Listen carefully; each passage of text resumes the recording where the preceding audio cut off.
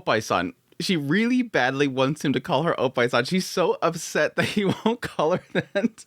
What a shame. This girl's obsessed with Oppai. I don't understand it. But anyways, episode 7 of Summer Pockets, really solid episode. Yes, really kind of answering a lot of question marks that I had from the end of last episode. How exactly are we going to lay this out? Is it going to be a multi-route thing that somehow has some kind of anime original reset that's happening to it? Is it an aspect of coming back the next summer? No, it looks like a loop. We're actually going to be doing loops. And it does seem like that is visual novel original. According to some folks that I know that have played the visual novel, it does reset like this in the visual novel each time you do a route. So this is canon, seemingly. Now, the question mark is, how does it actually play out? Is this Heidi being stuck in a loop? Is it just game mechanics and it's just not really explained? I'm assuming it's probably going to be a time loop. I think that Heidi is stuck in a time loop coming to that island to see each one of these girls. And again, I think at the center, like I was saying last episode, I think Umi's at the center. As we see with the opening of this episode, this girl looks like a certain character in Clannad. Yes, this like the whole situation with seeing some girl that's out in the middle of nowhere. She's very young, and she's probably going to be a child of Heidi. It's probably going to be a child of Heidi. We'll see. I don't know. Again, in this episode, it seems like Umi's constantly trying to, spend time with Heidi. I think that's going to be the thing in the very end. I think it's going to go through each one of these girls, and then at the very end, it's going to be finally Umi gets her chance. Oh, finally he's looking at me. Finally, we could do something together. Big brother, father, cousin that I really care about, whatever it is. I think Umi's going to be directly tied in with Heidi, and she's going to be the one that's sort of curating all this. And again, I do think it is an element of unfinished business. I think all these girls are going to be dead, and they have unfinished business. Tsumigi's not even hiding. Like, Komame, it took until the very end of her arc, but finally she says, I'm going away somewhere far away. Like, we can't communicate anymore. I'm not supposed to be here. She's dead. Tsumigi's just right off the bat.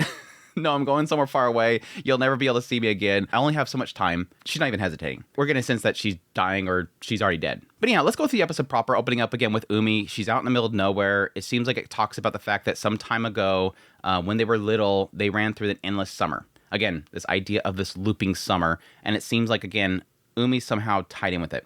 Now, it could be an aspect that this narration at the very beginning is Umi when she's older, and she's basically tied in with this whole situation.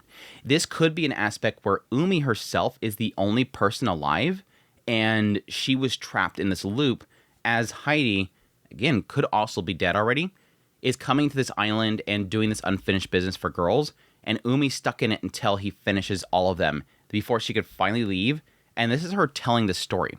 I can see that being an aspect as well, that we find out in the end, Heidi possibly drowned, because we do get to see a lot of these shots where Heidi is a swimmer and he's doing these competitions.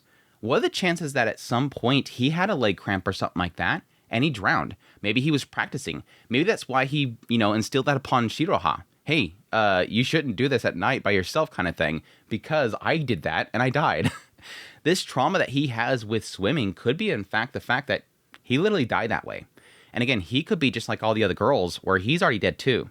And Umi's the only person that's actually living on the island. Or it could just be that the girls that Heidi's going to be talking to and helping are all unfinished business spirits, and he is, and everybody else on the island are just stuck in this loop. We'll see. That's where we have a couple changes that happen, because we do have like a bit of this beginning episode is around sort of getting us caught up. Again, running through the beginning segments of the visual novel. Yeah, he comes to the island, he goes over here, he makes a comment, Granny does something, he goes and meets everybody, he's on everything. It just like speed runs through it. But there's a couple of things that were changed. Well, 3 things that were changed.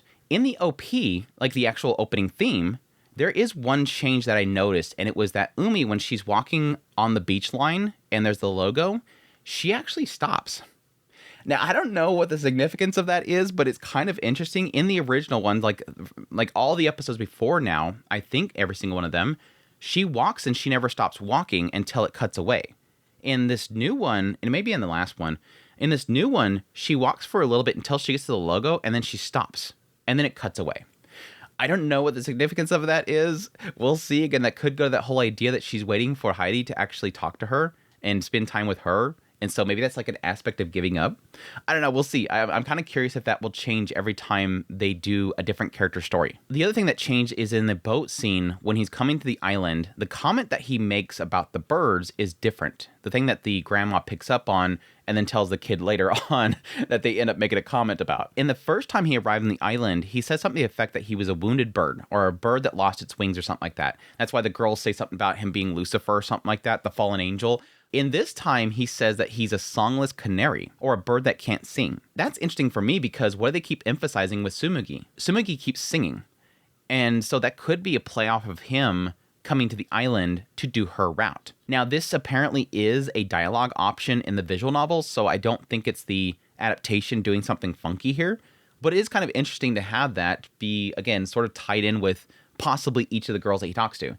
With Tsumugi, she likes to sing a lot. He's a canary that lost his, its song. We just got done doing Komome, and what was her whole situation? She wanted to go on an adventure, but she was so sick she had no wings to go on an adventure. Like that whole shot of her being in the hospital and the pirate ship's up in the air nearby, she wanted to fly. She wanted wings so she can go somewhere, but she was too ill that she couldn't go anywhere. So I'm wondering if each time it resets, that phrase will be somehow tied in with the story that we have. But yeah, anyways, we get to pretty much the same scene that we've seen with Tsumugi originally, that she's singing up there, it's dangerous, she's come down, and she says something to the effect that she's immortal or invincible, which again is kind of like, yeah, with the idea that you're possibly dead already, it's probably true that you could fall and it wouldn't hurt you. We have Heidi go back home, their bath is messed up, so Umi says you have to go take a bath. You cannot skip out on your baths. Little sister Umi's like, no, you must have your baths. You cannot skip out on them. But no, they go to the bathhouse. And when they're there, at some point, he walks out and he runs into Shiroha. Now, here's an interesting thing. And this kind of shoots up the radar for me of like massive sus here.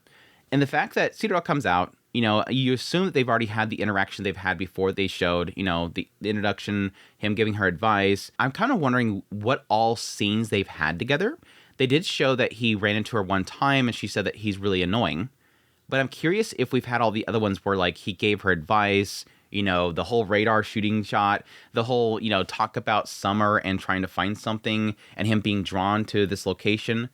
I'm kind of curious if all those things happen because they do seem like they're still a bit distant here. Now, they've always been distant. Like even in the last loop, they weren't like buddies, but at least, they had some kind of connection happening. But either way, the curious thing about this scene is that Umi comes out and Umi feels very uncomfortable. That's an odd thing. We've seen Umi with other people and she hasn't been that uncomfortable. Like Komome specifically. When he was, pushing Komome around, they ran to Umi and she wasn't like buddies acting with Komome, but she wasn't like uncomfortable with her. With Shiroha specifically, it seems like she's uncomfortable with her. It makes me wonder if there's some sort of tie-in with the two of them. If we go with my theory of, Umi being the child of Heidi, Shiroha would be probably the mom. I'm going to mark Shiroha being probably the mom. But it is kind of odd how Umi just got to the island. I had a thought process if she's been to the island before, but how they actually show her introduction to Kyoko, Aunt Kyoko, it seems like this is the first time Aunt Kyoko has ever met her in this loop of this summer. No summer before then. So why act so distant with Shiroha, but nobody else? She seems like she's a very bubbly person that's comfortable with meeting people. Why specifically Shiroha? Anyways, when she does leave, Umi makes some comment about puberty. Like, okay, all right, girl. But anyways, they get on the bike and start riding around. They make a comment about the lighthouse itself and how it's, shut down. Nobody's maintaining it. But that's when we have Heidi meet Shizuku or Oppai-san. Oppai-san. That was such a dorky introduction. Him going up there, helping her out. She's like, oh, you're looking for something never before seen. Never before seen Oppai. Okay. I was really expecting at some point they were going to explain it as being some sort of, she doesn't know exactly what it means, but with the whole like 3 rocks being Oppais, I think that's what she's really going for. She wants him to call her Oppai. She really loves her Oppai. It's like, okay, this is an interesting girl. This is a very interesting girl. Like even later on, you're the purest Oppai. And she's like, oh, that's the greatest compliment ever. Like hugs her and everything. Anyways, that's when we have Tsumugi shows up and apparently they are gathering trash, looking for something. They thought it would be fun. He's like, so you had a lot of fun?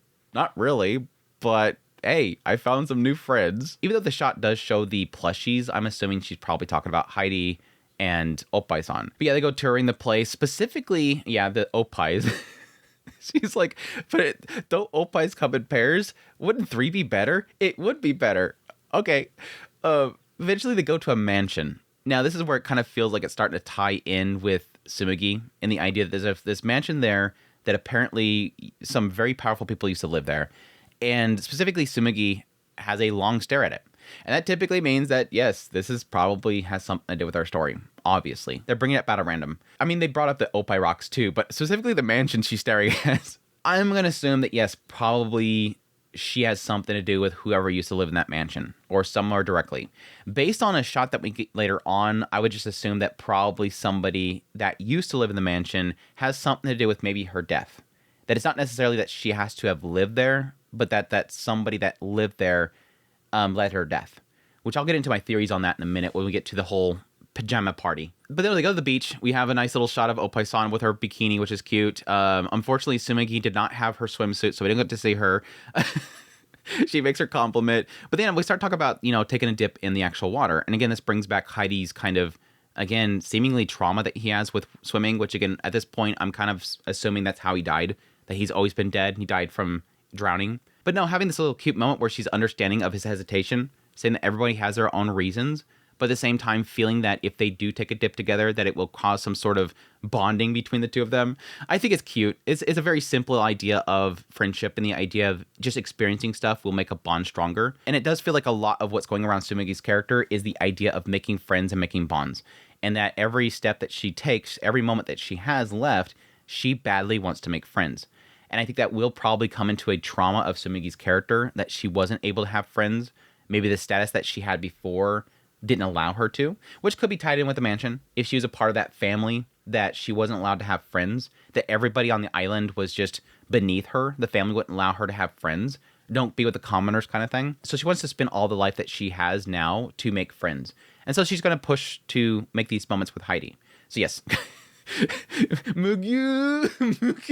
She did the Mugu pull. She did the Mugu pull and pulled him towards the water before falling and getting wet and having a embarrassing moment. I like how just totally neutral her statement is there. Embarrassing, huh? Like, it's almost like a question mark. This would be embarrassing for most people, right? Just, okay, girl, you're so unguarded. But yes, his feet are in the water. So we have a cute little moment of him kind of realizing that he technically overcame his fear, which that was sort of the case with Komome. The case of him overcoming his fear with Komome was the fact that he desperately wanted to save her life. She fell in the water and he pushed himself to jump in. So he was technically able to overcome it, even though it did seem like in the end, Komome had to save him. It was the thought that counts, right? So I'm thinking that each one of these girls are probably going to have a moment in their story where they're going to help Heidi overcome his fear of water to have maybe finally revealing what exactly happened there. But yeah, that's when we get the reveal that Tsumugi is trying to find something that she's missing. And so their idea of figuring out what that is to do everything that she wants to do. So she wants to hang out like this forever, which again does play into what I think is going to be, is just to have moments with people, to have friendships that she never had before. But that all leads to her wanting to have a sleepover, which yes, he comes over and yes, we have the cute pajamas, the cat pajamas and the cow pajamas because yes, Opie-san. Of course she had to have cow pajamas. That was a cute little segment. Her trying to get the paringles out of the can. It was super cute. And then yes, getting into the stargazing, which we get quite a bit of look into Tsumugi right here. Again, initially she is singing a song. She likes to sing whenever she's happy. And she doesn't know what the lyrics are or what the name of the song is. I think Heidi said that he was familiar with the song, which is kind of interesting. Which again, I think that might be similar to Komome, where there's going to be something with each of these girls that he is familiar with. Like there's something that ties them together. With Komome, it was the story. He read the book, and thus he was somehow tied in with what Komome's history was because she thought that she was Komome, or the character of the story. Here, the tie-in could be the music. He is probably very familiar with the musician that made that song, and that musician might be Tsumugi's mother or parents or whatever tied in with the island. But yeah, their idea here is to possibly see if any of the islanders know about the song itself. So she's like, oh, you're going to have a concert? Okay, that's a bit of an ask. Let's settle down. Let's slow it. Like every time they ask her what she wants, she always goes for the extreme, which I think is super cute. And the idea of what she wants. Let's stay together forever. Okay, it's kind of hard for me to do because I kind of have to go home at some point, but let's try to stick for right now. Here it's, yeah, you're gonna have a concert. I mean, we can get some people together on a street corner or something like that. Let's keep to that for now. But no, here's the interesting part. She's glad that she was able to spend time together with them. I'm so excited, I don't want to sleep. And Opie-san says, maybe the sleepover was what you wanted to do. And And at this point, it cuts to a vision that Tsumugi has in her mind, which looks like her in a Shrine Maiden outfit.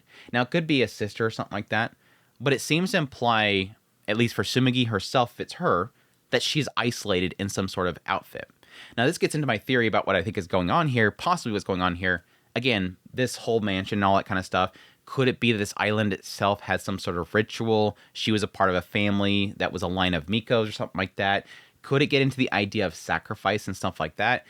I mean, I can go as far as the idea of Shrine Maidens in a setting like this can sometimes mean that she possibly was some sort of Miko from far past that was sacrificed for some volcano god or something like that. And again, would lead into the idea of her possibly not having friends, that she was isolated and whatnot, and that her life came to an early end.